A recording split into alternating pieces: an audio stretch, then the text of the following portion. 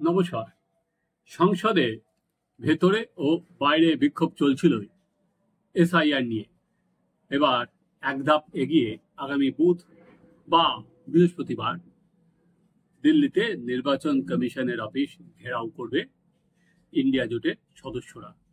এই প্রস্তাব তৃণমূল নেত্রী মমতা বন্দ্যোপাধ্যায় 21শে জুলাইয়ের মঞ্চ থেকেই দিয়েছিলেন। এদিন বৃহস্পতিবার সংসদে যখন বৈঠক বসেছিল বিরোধীদের, তখন তৃণমূলের তরফে ডেরেক ওব্রায়েন এই প্রস্তাব দেয় এবং অন্যান্য যারা ইন্ডিয়া জোটের শরিকরা আছে সেই প্রস্তাব মেনে নেন এবং ঠিক হয়েছে যে দিল্লিতে তারা নির্বাচন কমিশনের যে অফিস সেটা ঘেরাও করবে। দিল্লিতে যেমন পার্লামেন্টের ভেতরে তারা বারবার করে দাবি তুলেছিল যে এসআইআর নিয়ে আলোচনার জন্য, কিন্তু সেটা রাজি হয়নি কেন্দ্র। তারা পত্রপাঠ খারিজ করে দিয়ে বলেছে এটা নির্বাচন কমিশনের কাজ নিয়ে সেখানে আলোচনা করা যায় না, এবং দ্বিতীয়ত এটা মামলা চলছে আদালতে। কিন্তু বিক্ষোভ থামার নয়, আজকেও বাইরে বিক্ষোভ হয়েছে সংসদের, এবং সেখানে সমস্ত বিরোধী দলের নেতা নেত্রীরা সোনিয়া গান্ধী সহ এক যোগে বিক্ষোভ দেখিয়েছে। আপনারা সেই ভিডিও দেখে নিন।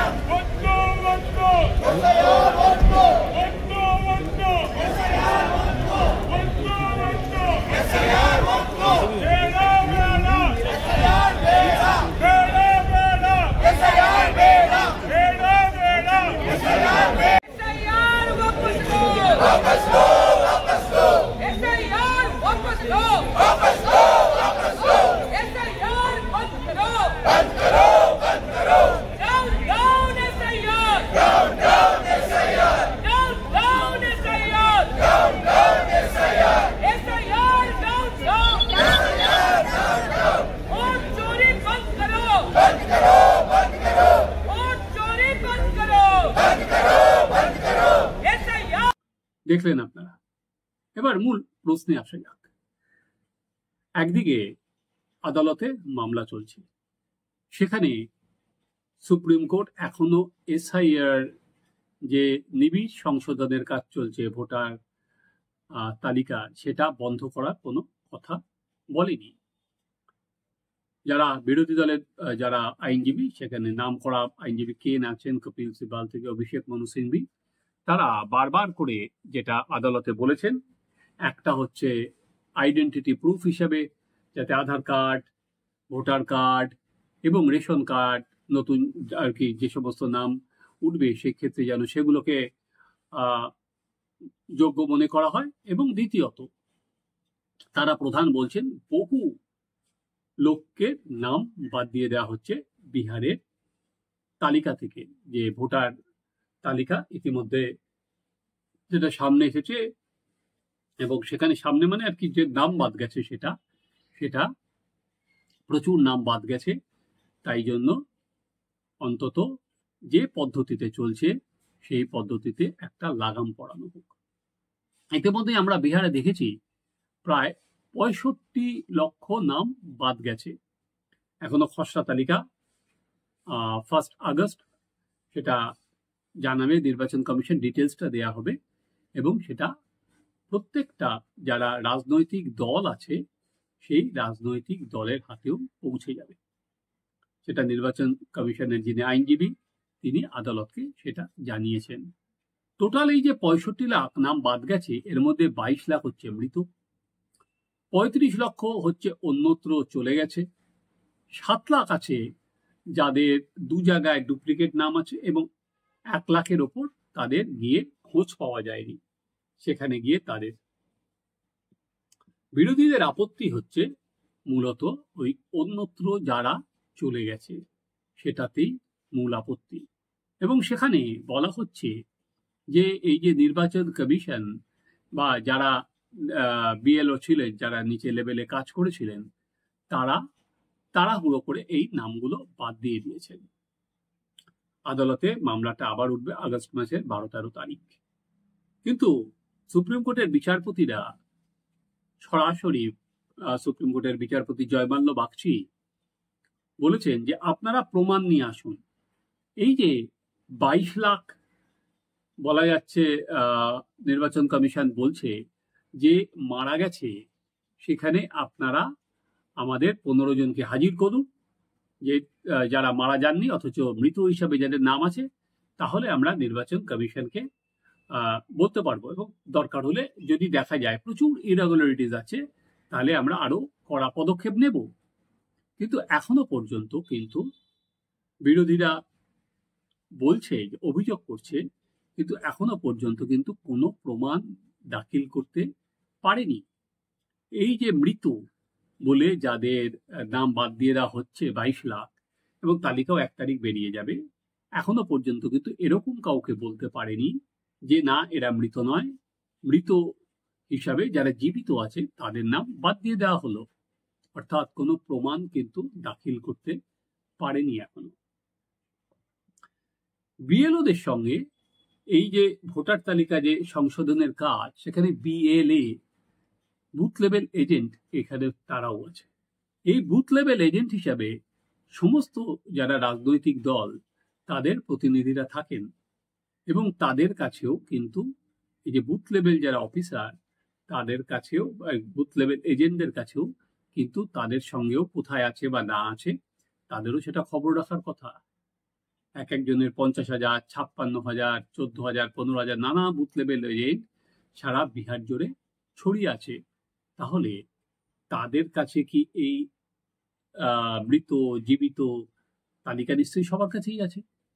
তাহলে মৃত হিসাবে যে 22 লাখের নাম বাদ দিয়ে দেওয়া হলো, তাহলে বুথ লেভেল এজেন্টরা প্রত্যেক রাজনৈতিক দলে তারা কেন তুলে আনতে পারছে না যে না এরা মৃতদের যে তালিকা নির্বাচন কমিশন দিচ্ছে সেই তালিকা ভুলে ভরা, সেটা কিন্তু এখনো পর্যন্ত কোনো প্রমাণ নেই।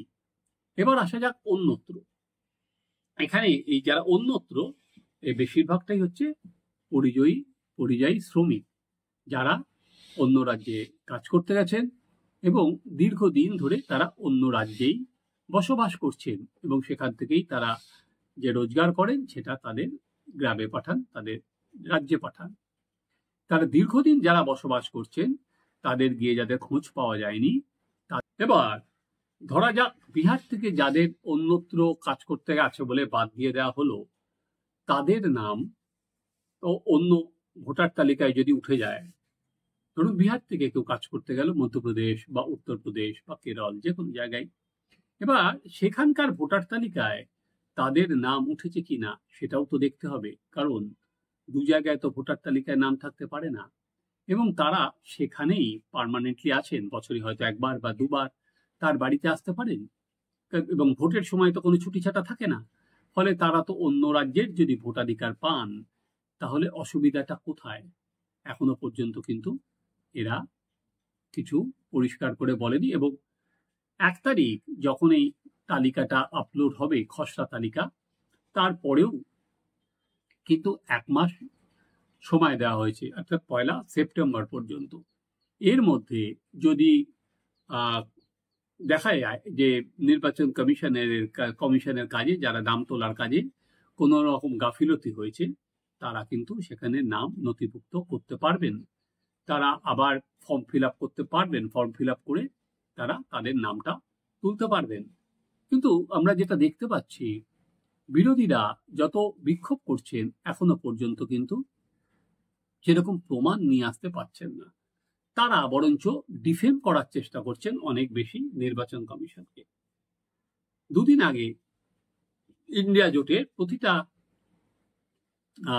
শরিক দল একসঙ্গে গলা ফাটিয়েছিলেন যে একটি কুকুরের নাম ডগবাবু বলে নির্বাচন কমিশনের নামের বিহারে সেখানে উঠেছে। সেটা অভিষেক বন্দ্যোপাধ্যায় বললেন, সেটা সুপ্রিয়া সুলে বললেন, সেটা সব আর কি যারা দল তারা সবাই মিলে সরব হলেন। সেটা যোগেন্দ্র যাদব বললেন যে কি অন্যায় হয়েছে দেখো। তারা যেটা দেখাতে চাইছিলেন বা প্রমাণ করতে চাইছিলেন যে নির্বাচন কমিশন যে পদ্ধতিতে নাম তুলছে সেই পদ্ধতিটা কতটা ভুলে পড়া। দেখুন, কুকুর বা পরবর্তীকালে বললো ট্রাক্টর, এরা তো ভোট দিতে যাবে না, তাই না? তাই এদের যারা এই নামটা তোলার পেছনে অন্যতম কারণ হচ্ছে যে নির্বাচন কমিশনকে ছোট করা। গতকাল নির্বাচন কমিশন জানিয়ে দিয়েছে বিজ্ঞপ্তি দিয়ে এটা ফেক এবং এই পুরোটাই ডক্টরেট করা হয়েছে। অর্থাৎ ওখানকার রেভিনিউ অফিসারের নামে যার সই আছে সেটাও জাল করা হয়েছে। এটার সঙ্গে কোনো সত্যের সম্পর্কই নেই। তাহলে বোঝা যাচ্ছে যে যারা গলা চেঁচাচ্ছেন, যারা গলা তুলছেন, তাদের কাছে কিন্তু এখনো পর্যন্ত কোনো প্রমাণ নেই। তাহলে তাদের ভয়টা কিসের? তাহলে তাদের চিৎকারটা কিসের? বিরোধীরা বলছেন এটা ঘুরপথে নাগরিকত্ব প্রমাণ করা হচ্ছে, যেটা আদালতে গিয়ে নির্বাচন কমিশন বলেছে না, এর সঙ্গে নাগরিকত্ব প্রমাণের কোনো বিষয় নেই, এটা ভোটার তালিকা সংশোধনের কাজই হচ্ছে। এর আগেও যেটা বহুবার হয়েছে, তারা 14 বার হয়েছে। এটা 2002, 2003-এর পর আবার নিবিড় ভোটার তালিকা সংশোধনের কাজ চলছে, কিন্তু তাতেও বিরোধীরা কিন্তু চুপ করে থাকছে না।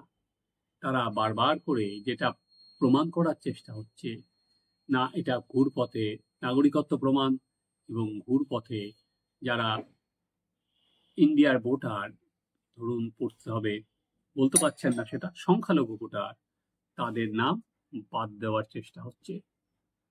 এবং তাই জন্য এরা আবার সেই বলতে শুরু করেছে বিরোধীরা যে আবার দেখো মোদী সরকার এনআরসি ঘুরপথে নিয়ে আসতে চাইছে। এবং আবার মমতা বন্দ্যোপাধ্যায় যেমন এই রাজ্যে বলছেন এনআরসি হবে, আবার ডিটেনশন ক্যাম্পে পাঠিয়ে দেওয়া হবে। ভোটের আগে তারা তাদের মতো করে একটা ইস্যুকে সামনে আনতে চাইছেন। কিন্তু মূল যে জায়গাটায় ধরুন যাদের জন্য এই বিরোধীদের হাওয়াটা তোলা, সংখ্যালঘুদের জন্য বা বিশেষ করে মুসলিম ভোটের দিকে তাকিয়ে যে কোর ভোট বাক্স, কোর ভোটটা যেখানে যারা বিজেপি বিরোধী আছে তাদের ভোট বাক্সেই যায়। কিন্তু এখানেই পাঁচ লাইন আসল, যে এদের ভোট, কারণ পরিযায়ী শ্রমিক হিসাবে এদের ভোটটা যদি ওই রাজ্য থেকে বাদ চলে যায় তাহলে কি এরা খুব একটা লাভ পাবে? যেমন ধরুন বিহারে যাদব মুসলিম ভোট, এটা লালু প্রসাদ যাদবদের অন্যতম বড় ভোট ব্যাংক বা অন্যতম বড় শক্তি।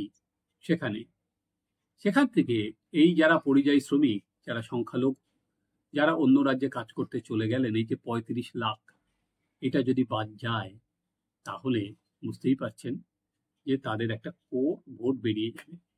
এবং এই 234টা আসন বিহারে, যদি এই 65 লাখ, জানা নেই এর পরবর্তীকালে তালিকা আরো বাড়বে কিনা, এখনই যে জায়গায় আছে তাহলে দেখা যাচ্ছে প্রতিটা বিধানসভা ওয়ার্ডে যদি দেখা যায় 22 থেকে 23,000 নাম বাদ যাবে। তাহলে যে মার্জিনগুলো আছে বিধানসভার মার্জিন 10,000 হলেই, অনেক 10,000, 12,000 ম্যাক্সিমাম এরকম মার্জিনই থাকে। তাহলে প্রতিটা সিট যেগুলো আছে সেগুলোই কিন্তু ক্লোজ কন্টেস্ট হবে। এটা যদি সারা রাজ্য জুড়ে নামবাদের যে চেহারাটা, এটা যদি সারা রাজ্য জুড়ে ইকুয়ালি ডিস্ট্রিবিউটেড থাকে, আর কি একটা কেন্দ্রে বেশি বিধানসভা আর একটা কেন্দ্রে এরকম না হয়, এটা যদি ইকুয়াল ডিস্ট্রিবিউশন হয় তাহলে সারা রাজ্য জুড়েই এর প্রভাব পড়বে। একইভাবে ওয়েস্ট বেঙ্গলের ক্ষেত্রেও তাই। সেটা বুঝতে পেরে মমতা বন্দ্যোপাধ্যায় এবং অভিষেক বন্দ্যোপাধ্যায়রা সুর সপ্তমে নিয়ে গেছেন। আগামী সপ্তাহে আবার অভিষেক বন্দ্যোপাধ্যায় সবার বৈঠক ডেকেছেন জেলা স্তরে, সেখানে অভিষেক বন্দ্যোপাধ্যায়, রাজ্য সভাপতি সুব্রত বক্সী তারা বসবেন। এবং এই যে নাম ভোটার তালিকার সংশোধন, এটাই কিন্তু তৃণমূল কংগ্রেসেরই প্রধান মাথা ব্যথার কারণ হয়ে দাঁড়াচ্ছে। তারা জানেন তাদেরও আসল ভোট ব্যাংক হচ্ছে এই মুসলিম ভোট ব্যাংক, এই তার মধ্যে অনেকটাই এই পরিযায়ীরা। এই পরিযায়ীদের নাম যদি রাজ্য থেকে কেটে যায়, তাই জন্য মমতা বন্দ্যোপাধ্যায় হুঁশিয়ারি দিয়ে বলেছেন যে একবার গিয়ে যদি কাউকে না পাওয়া যায় তাহলে বারবার যেতে হবে, একবার গিয়ে না পাওয়া যেতেই পারে, নামটা যাতে কাটা না যায় সেটা কিন্তু উনি হুঁশিয়ারি দিয়ে রেখেছেন। তাই আগামী দিন বিএলআরওরা যখন যাবেন এবং তার সাথে বিএলএ এজেন্টরাও যাবেন, সেখানে কিন্তু এই প্রতিটা নাম কাটা নিয়ে একটা কিন্তু বলা যেতে পারে উত্তেজনা তৈরি হবে। এবার দেখার যে শুধুমাত্র এই নির্বাচন কমিশন ঘেরাও করে তো কোনো লাভ হবে না, কারণ যেহেতু বিষয়টা আদালতে বিচারাধীন এবং আদালত এসআইআর বন্ধ করার কথা কোনো নির্দেশ দেয়নি যতক্ষণ না আদালতের হাতে উপযুক্ত প্রমাণ আসছে যে এই এসআইআর এর ফলে বহু মানুষের নাম অনৈতিকভাবে বা ইচ্ছাকৃতভাবে কাটা হয়েছে, বা পুরো বিষয়টাই ভুলে ভরা যে পদ্ধতিতে খুব তাড়াহুড়ো করা হচ্ছে, তাহলে আদালত হস্তক্ষেপ করতে পারে, নচেত নয়। তাই বিরোধীরা যে আন্দোলন করছেন সেটা কিন্তু গ্যালারি শো হয়েই থেকে যাবে। আপনারা দেখতে থাকুন আমাদের চ্যানেল সাবস্ক্রাইব করুন, আপনাদের মতামত জানান।